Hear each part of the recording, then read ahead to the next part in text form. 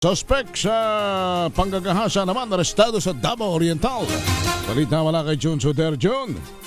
Naaresto ng pinagsanib na pwersa ng kapulisan ng isang lalaking kabilang sa most wanted list matapos isilbi ang warrant of arrest bandang 1:15 ng hapon, Mayo 3, 2026.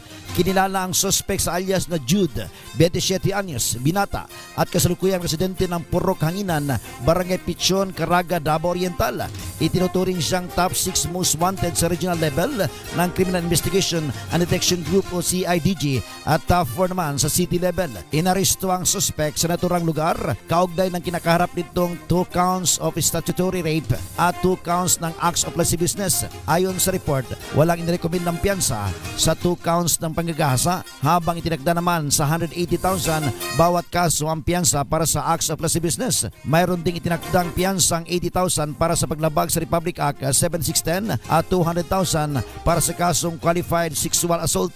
Kasalukuyang nasa kustodiya ng kapulisan ng suspect habang inihanda ang kaukulang dokumentasyon para sa paglilitis. Ito si June Soter para sa DZRH. Una sa Pilipinas, una sa Pilipino.